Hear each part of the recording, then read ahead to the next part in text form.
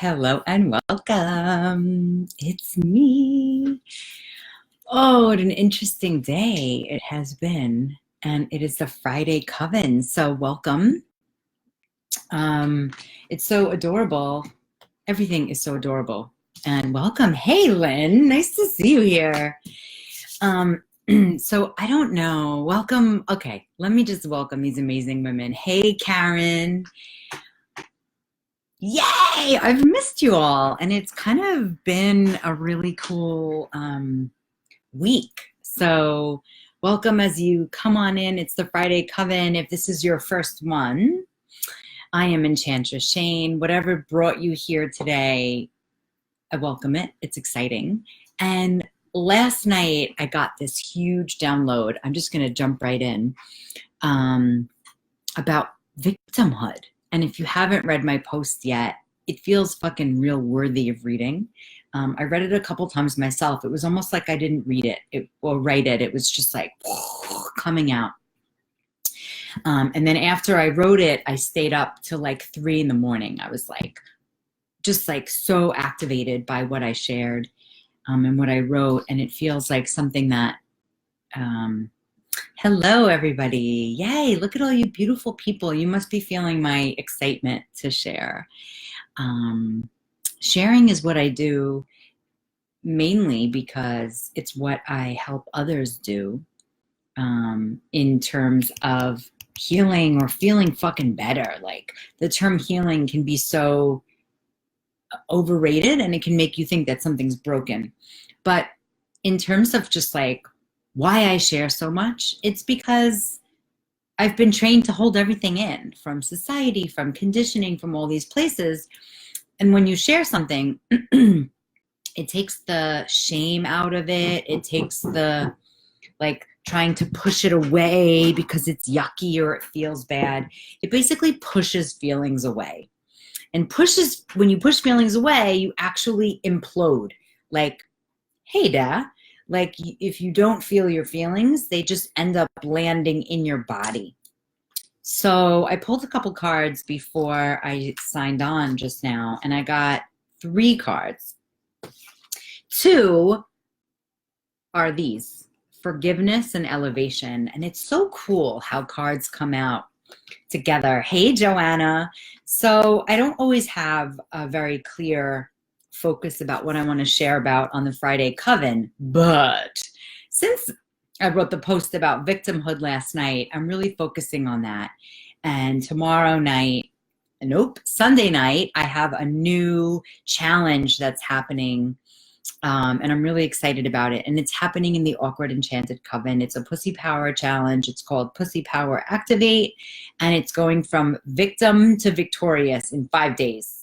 Now, is that completely possible? No. But it is definitely going to be 5 different challenges that will activate your power. This one's for women only. And so part of it is forgiveness, right? When we're, if you don't realize how victim shows up in your life, symptoms of victimhood are complaining, blaming. Those are the 2 biggest, loudest ones.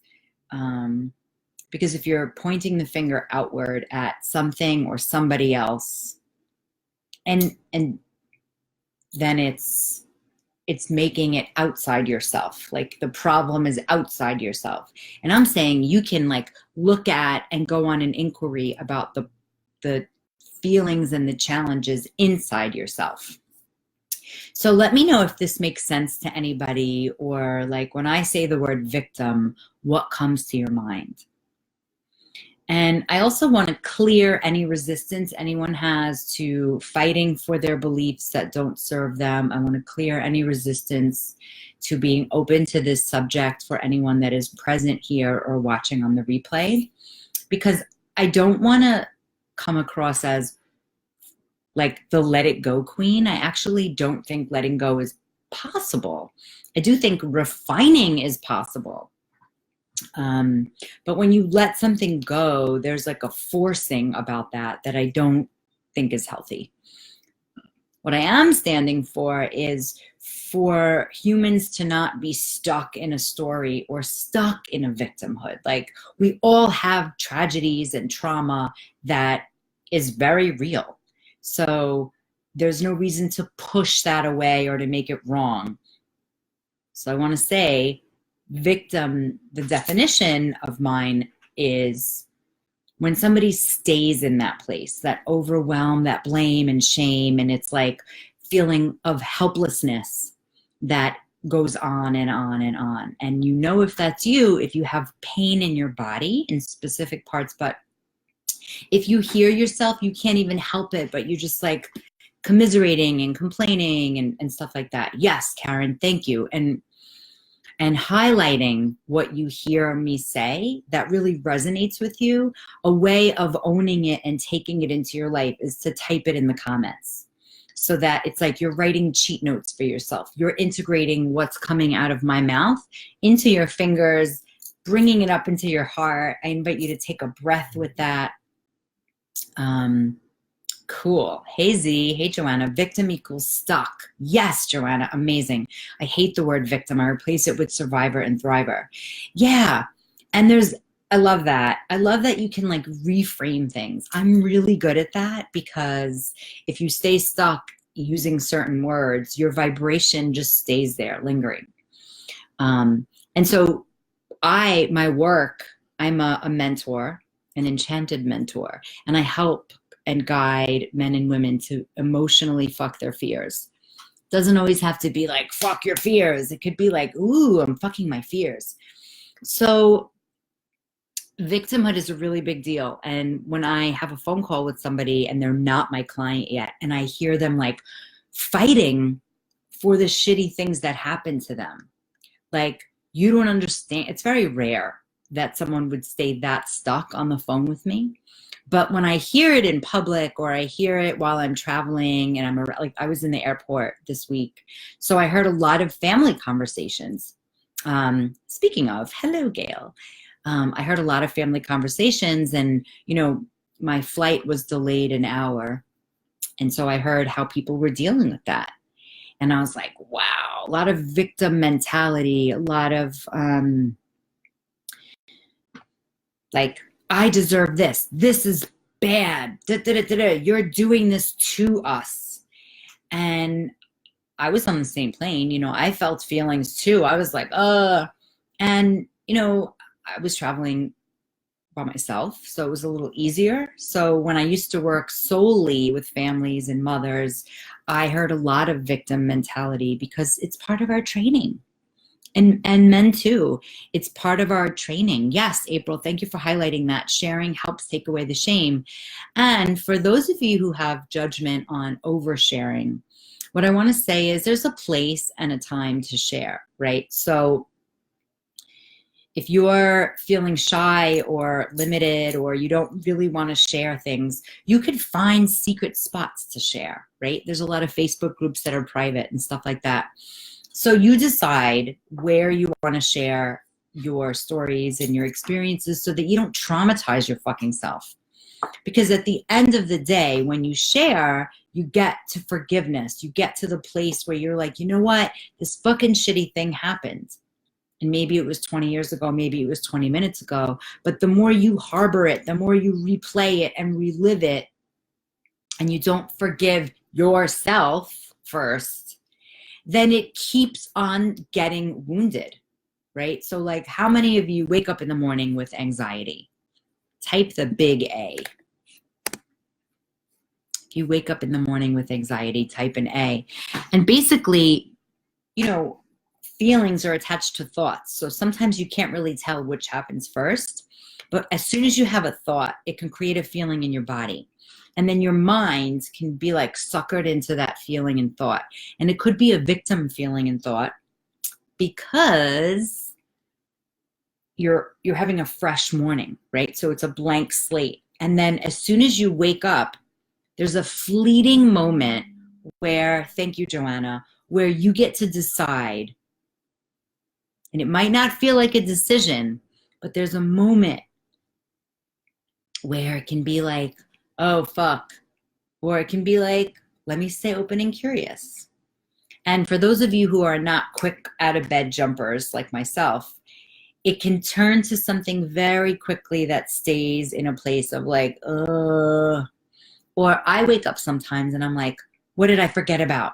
Like, what am I going to get in trouble for? And that's victim mentality. That's like in school, the punishment like modality, or the punishment way of teaching kids is like, if you don't do this, this is going to happen to you. And that has an impact on our bodies forever. Hey, Valerie, thank you. So don't blame yourself if you wake up with anxiety. You've been trained very well and very expertly to be a victim. From TV commercials, from movies, from the people who raised you probably, from society, you've been trained expertly to suffer, right? I remember being very young and watching one of the commercials that was about getting rid of your gray hair, right? You got to wash that gray right out of your hair. And it was like the women were miserable when they had gray hair. And then when they washed their hair and it was brown again, they were like walking across the street on the fucking whatever crosswalk, and they were like dancing, and it's like, oh, there's a subtle victimhood about being old. Like, oh, you have fucking gray silver hair? You're fucked up. You better wash that gray right out of your hair. So even think about when I was little, I remember watching Weight Watchers, like, you know, you have to be this way. And not to say like don't follow up on your health, but we don't need to work with our health to get away from the shame of it. So you've been trained in being a victim. I've been trained in it. And I was like, no fucking way. Like there was some point where I realized like, I'm not going to conform. I think probably before I was even born, it was decided for me because it feels so powerful. And I can't wait for my hair to be silver and like long. We were also expertly trained. I'm a child of the 80s when we watched these movies, and only the pretty girls who were cool got to the boyfriend. They got to be liked. Well, what happened to the other girls and the other, boys that weren't so cool? Well, they were nerds, and being a nerd is being a victim. You're like, I can't have any friends. I'm a loser. I don't have a prom date. So very, very strongly, we all learned how to be a victim.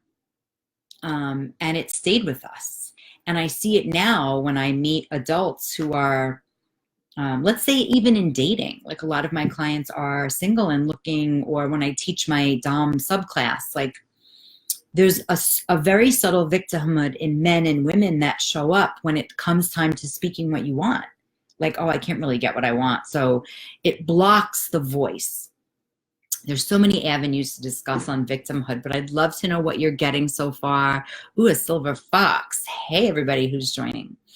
So when I think about forgiveness, I think about, does somebody deserve being forgiven?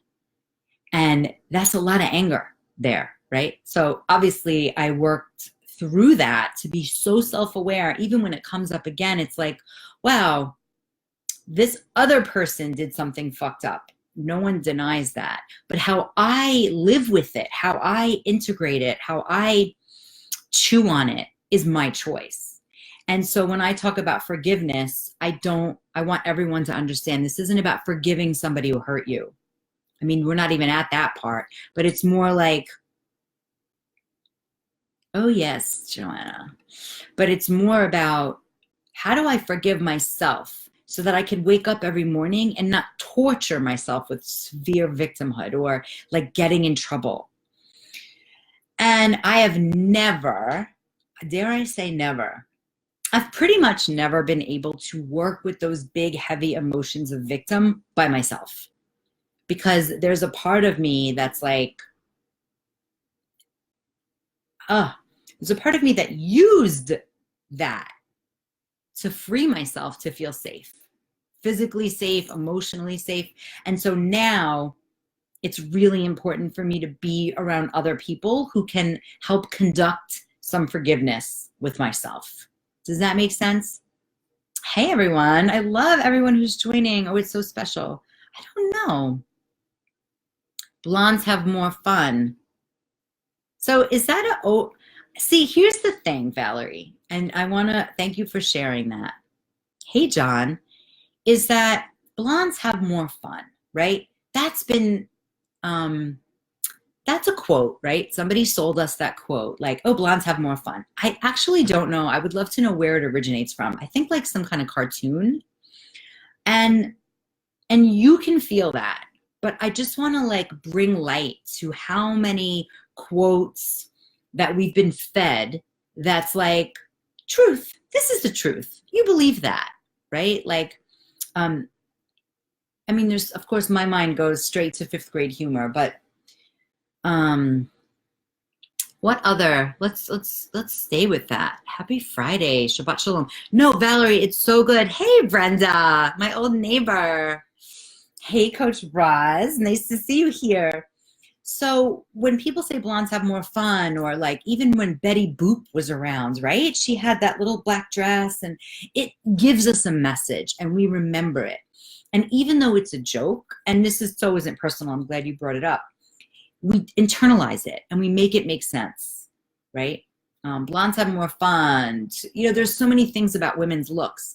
And so we internalize that, and on some level, we say like, well, I didn't get that, so I have to highlight my other things.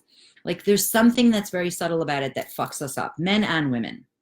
So let me know any more. And it's those kinds of things that all we need to do is hear that as a child, watch a movie, hear someone say it that we love, and then it becomes the truth. And that's how our beliefs are formed. And any belief that we think about, or that sort of just operates in our bodies, and then we can find proof of it. Oh, you see, Jewish women are this, right? Blah, blah, blah. Then the belief is sort of like a baby. And then wherever I go, if I prove that, then that belief gets like nailed into place. And a belief is actually just an opinion, right? So if your belief feels like this is a fact and true, it's actually not the case. Somebody else could have a totally different opinion, and they're right also. So, okay, cool. So Joanna says, what if you dissociate what happened to you, so you can't even consider yourself a victim because you blocked out what actually happened? I'm going through this right now in therapy. It's like what happened to me happened to another person. They want to diagnose me. Okay, so I want to say out loud, I'm not a doctor. I am a behaviorist. And what I think about, I think there's great time and place for therapy, but a lot of therapy is based on you being broken. So if you're not considering yourself a victim, two things could happen. Either you're acting it out in your life and you don't even see. That's one thing. I want to stay with that one thing, actually. If you're acting it out in your life and you don't even see, symptoms could be complaining or blaming, right? Like I said to begin with. How do I feel about labeling? I don't like it. How do you feel about having a diagnosis? I don't even know what DID stands for, but how do you feel about that? That's my question to you.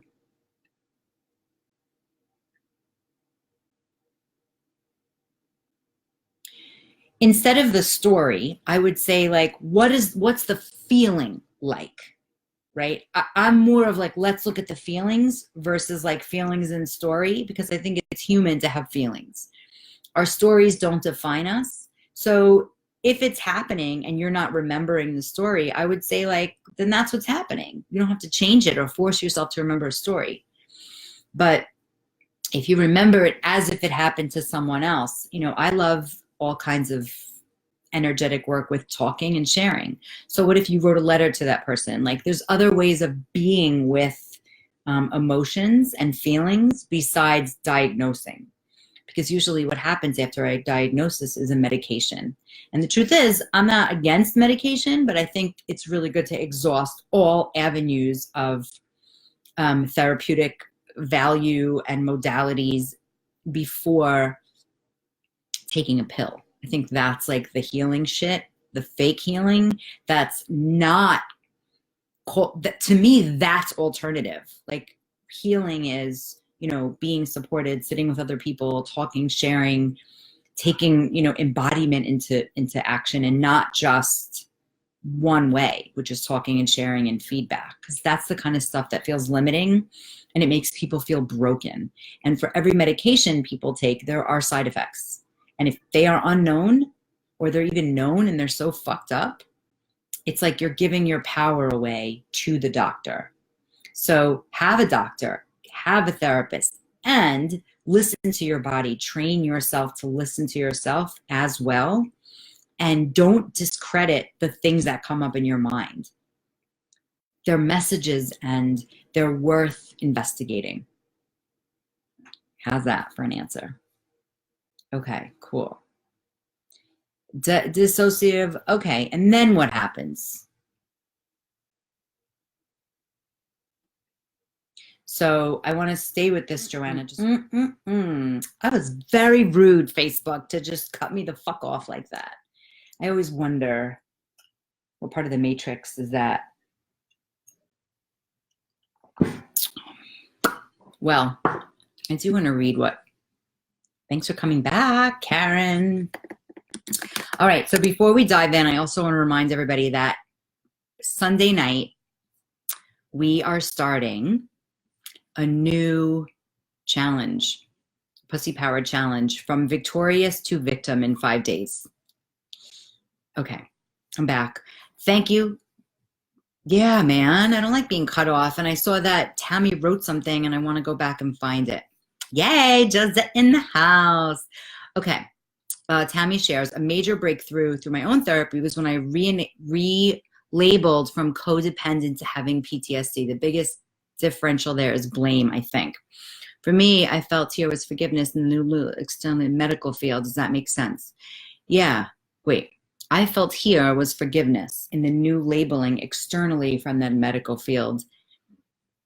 So yes, and you know, when I used to work only with children with special needs, like the label was a key for them to get services. But it was very minimal amount of times where the parents felt empowered about the label. They just felt shame. They felt labeled themselves.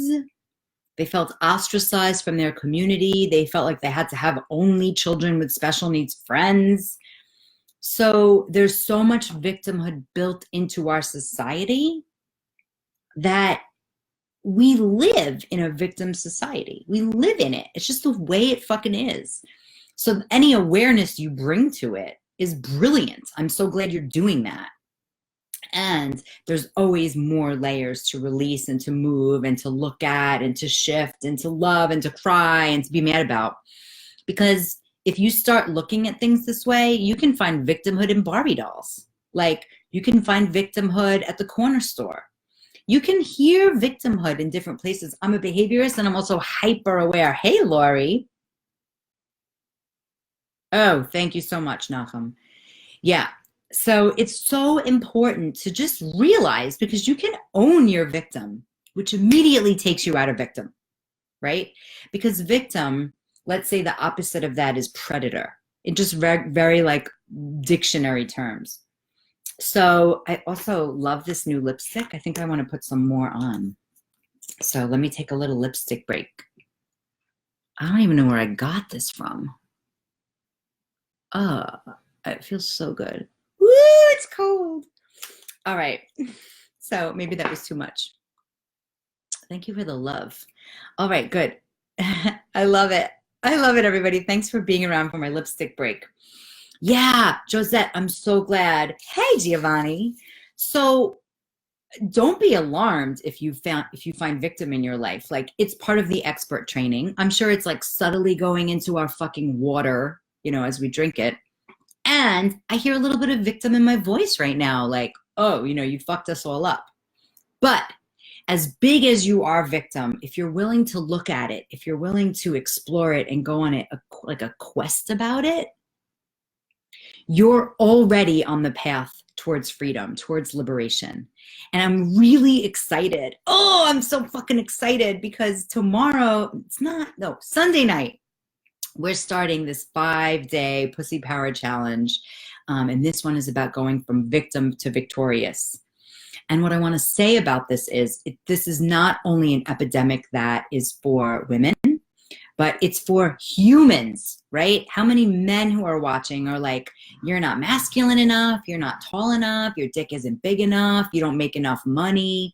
Like that kind of shit squashes you to be so tiny and to feel fucking worthless.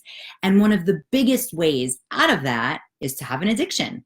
Like to overeat, to overdrink, to be a recluse, to stay home, to take yourself out of the game and be like, I'm never going to be in love. I'm never going to have anything in my life. And sometimes, and most times, it's like the mother or the father that has introduced their own victimhood to you through behavior, but also through the DNA in your body. Now, if you've listened to any of my shows or anything that I'm doing, you'll know that most of my family was killed in World War II. Actual victims, like killed. And I dissociate a little bit on that because there's no way I could even imagine that kind of fucking pain. But the opposite has happened with me, and I'm really excited. And this is why I feel my ancestors around me all the time. I could have very easily lived and stayed in victimhood. It's part of who the fuck I am. But for some reason, I ninja'd that motherfucker, and I was like, no, I stand for joy. So when I speak to potential clients and they don't either sound like they have joy in their life, or they straight up tell me, I don't have joy in my life. Like my life is pretty fucked up and boring and mundane, and everything's a struggle, and I have no boundaries. I don't even know how to do boundaries. I'm like, oh, welcome. This is where you belong. Because those things are so nailed down that they cannot get loosened unless someone else speaks to them. Because on some level, those victim behaviors saved you and rescued you. And as an adult, it could feel like depression, anxiety. You could always be comparing. I really am, Josette. Oh my God, Marissa, I'm so glad you're here. And yeah, I feel you. I fucking feel you. We are so mean to ourselves. I would even say most people nearly are abusive to themselves. Give me a fucking something. Throw something up, because the abuse that we are, I am so abusive to myself. It's unreal. Somebody took a picture of me and they were like, you look so, they're giving me a compliment. And they were like, I have to take a picture of you. And right away, this voice that was like, oh, you are not ready for a picture. Then they took the picture and showed it to me. And the viciousness, abusive voice that came up in my head was so fucking mean. And I was like, okay, cool. Let me look at that again later, because right now, it's not the time. So for the last couple days, I basically, I went into social media world, then I went to California, and I kind of pulled back a little bit. Hey, Lysandra. And so last night, this whole victim post came up, and I really do feel on fire. Like I feel so on point with what my messaging is in my world, what my passion is, because I have a lot of interests, and I have this amazing program called Fuck Your Fears. But it's not all fears that I work with. Like, I'm not saying, let's go jump out of an airplane together. That is not my thing. Let's go on a roller coaster. Let's fuck those fears. I am here, enchanted beings, to talk about and to teach about and to facilitate and to learn emotional fear fucking. That's what I'm here for. So that's what I'm most excited about. That's what I do on a daily fucking basis. And the truth is, it's okay to have comfort as well. You don't have to be 100% in fucking fear mode, because that will cripple you, and fear fucking mode will cripple you. So if you know anybody that is in constant anguish about their feelings, send them my way.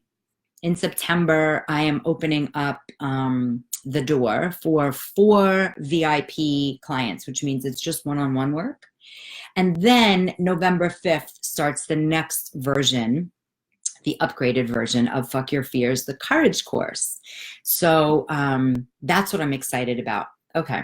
Oh, Natalie's about to share something amazing. Okay, Natalie, I'm a victim. Won't go into it. Thank you for honoring yourself. Beautiful boundary, Natalie, right there. But I always blame myself, and after 20 years realized it wasn't my fault. But I always have this small guilt I can't shake off, and I never got my closure. Ooh, this is such a clear share, Natalie. First of all, and maybe that's why I feel this way, I'm not sure. Brilliant. And I want to pick out a word there that is an action that you can do right this fucking second. And this is cool, and I know you're going to do it. That's why it's even cooler. So first of all, I, again, want to honor the boundary of not going into details. We talked about being discerning, right? Don't share your shit everywhere. Share it where it feels warm, where it feels safe, where it feels loving, where people aren't just going to spew out advice. But what you said here is your answer. And this is what I feel so passionate about. Shake it off. I'm not fucking kidding you.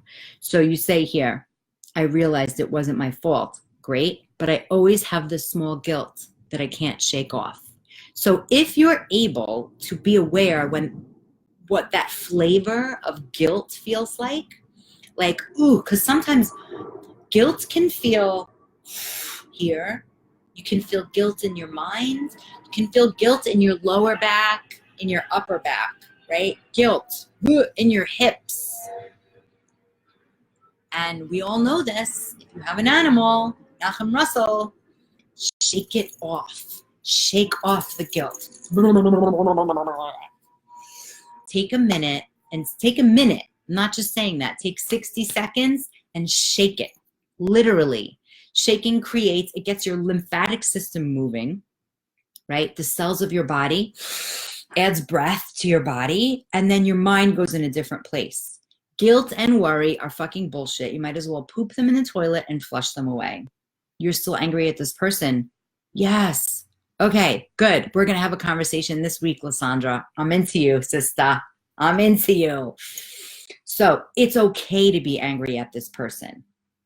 Do not forgive them if you're not ready. Forgive yourself for having guilt.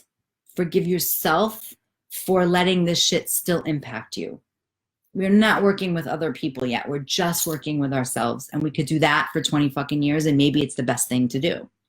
So when you say like shake it off, yeah, and I bring up Nachum because he's an amazing dog trainer. And you know, whenever I smother Cooper with my love, and I know I'm doing this for my own benefit, and I can feel him being like, okay. And then when I'm finished smothering him, he shakes it off. Yes.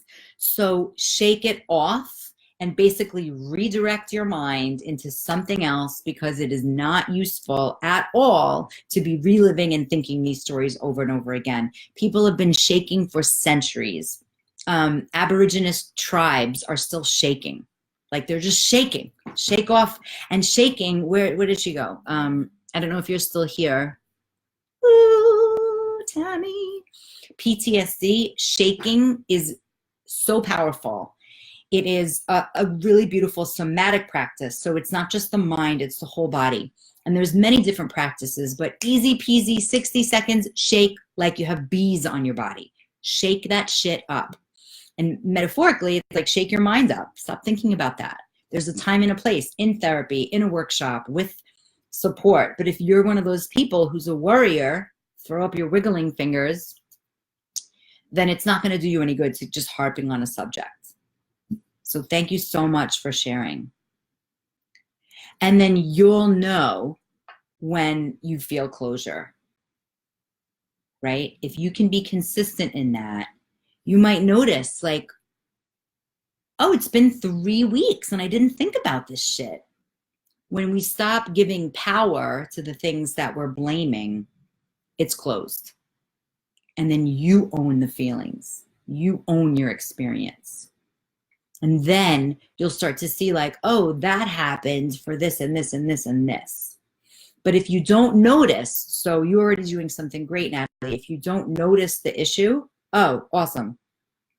If you don't even notice, you know what happens, and this is not woo-woo, this is fucking facts. If you don't notice the shit that happens, it's just gonna keep happening with different people, with different situations, until you're like, okay, wait a minute, there's a fucking pattern here.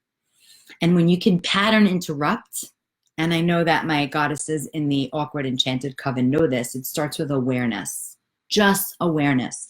Like, Natalie, if you could have awareness in real time, and you can shake your physical body. And if you're in public, just shake your hands, shake your shoulders, give a little shimmy.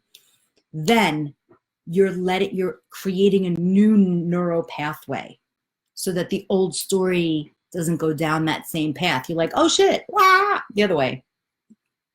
Okay. Oh my goodness, Andrew, I love what you're gonna write. Okay, you're a boss. Oh, something was deleted. Okay. Shake it is right. Of always moving around, shaking, and always vocalizing, like making all kinds of wacky noises. Okay, Andrew, oh my God, why are all the messages being deleted? That's changed my life. So again, if you've been to any of my workshops or if you've been to any of my anythings, sound and fucking movement changed my life because I'm a thinker, overthinker, anxiety, worry. I wrote a book called From Anxiety to Ease. If you make sound and movement at the same time, not words, sound, like sound and movement, your mind has no room to torture you. Your victim has to shut the fuck up. Oh, this is beautiful. This is beautiful what you just wrote, Natalie. I wrote a letter of what I wanted to tell this person and put it in a balloon and let the balloon go. I tried that as mute club. Great. Did it work? If it didn't work, you can also burn. I like burning things. It's a masculine way of removing things. The balloon is very feminine. Like putting it in water, the letter, also very feminine. Fire, especially if it was something that attacked a little girl version of yourself, burn that letter. Way, way more impactful. My whole body is saying yes to that. Okay, I think a lot of the time when people think they're seeking closure, they are actually seeking letting go. If pain or the action is now embedded in their identity, closure might be fucking scary. Because then what? Yes. And that's why it's important to not stay isolated. When you stay isolated, you can fucking re-traumatize yourself. You can trigger yourself, and then your body's like, well, I'm never doing that again. And then you stay even more stuck. Don't do shit alone. Just don't. That's all. Ooh, put the letter in the freezer. Talk about that, Valerie. That's some interesting witchy magic I never thought about. All right, so I want to close with the second card I picked. And again, you know, I shuffle all the cards and then two of them show up. And by the way, thank you.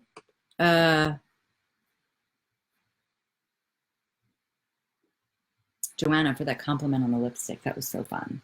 Okay, second card, which is what I believe happens after forgiveness of self, maybe the other person, but who gives a shit, is elevation. That you are making the conscious decision to raise your vibration of love. And this amazing, amazing shaman who I now am connected with, Carrie, we had a ceremony and she said something about the dark parts that don't receive love, right? So when you're not forgiving, when there's no closure that you haven't given to yourself, and also, Natalie, it's so great that you know that this other person is not going to give you closure. It's important to remember to elevate, to feel like letting the love in, right? To let the light, let the love in, because right now it's dark and hardened. And in order to start breaking that shit up and releasing it, we just need to love those parts. Just love them. But there's actions to be taken. And then there's a moment where if you've done all the things, you've burned the letter, you put it in a balloon, you put it in the water, and you still can't let that shit go, it's momentum towards a huge breakthrough, and go seek support, right? Someone like me. But also, I do believe in having contracts that were from past lives. And so it's really important to remember that that may have something to do with the pattern that keeps going, or the person that keeps going. You have some attachment to them. And if you want to seek somebody for that, I have a great friend, Vanessa Cordenu, who's amazing at that. And you can have a phone session. Maybe some of you already know who she is, and she will help you break the sacred contract that you made in other lifetimes. Okay. It's it's interesting, Josette. It's like a radical act of courage, but it's also a way of hiding, right? It's like, oh, I could do this by myself, no problem. And that keeps it stuck in place. It's like, doesn't really work. So, and also the ego doesn't permit the fullness of it, because it's something that has been put in place as protection. So the ego is like, well, I'm not giving that shit up. That was saving my life. So,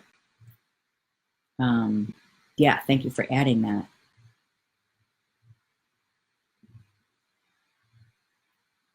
Yes, so Tammy, I totally relate. I'm going to read this out loud. Focusing on forgiveness is something we can control. Closure often involves another person. So we might be chasing something we will never get. Yes, in a codependent relationship, and this is what codependence means to me, is I'm okay if you're okay. You're okay if I'm okay. But that actually is an opportunity to break that apart by creating closure for yourself. It may seem radical. It used to be radical. I have huge codependency issues. Used to. I don't know. They could be still running me. I'm not sure. But if they are, they're in the shadow and I don't see them yet. But you can give yourself closure. I've done it. And I feel totally healed from certain situations. And I know it's been closed because that pattern doesn't happen anymore. And if I can be aware of it, and most of the time I am, I can see that I've had similar situations. I'll give you an example. Hey, Sister Goddess Cecilia. Yes, awesome. Here's a situation. I used to have big fucking problems traveling with women, like with friends. Big situations happened. Like once I traveled to my friend in Atlanta.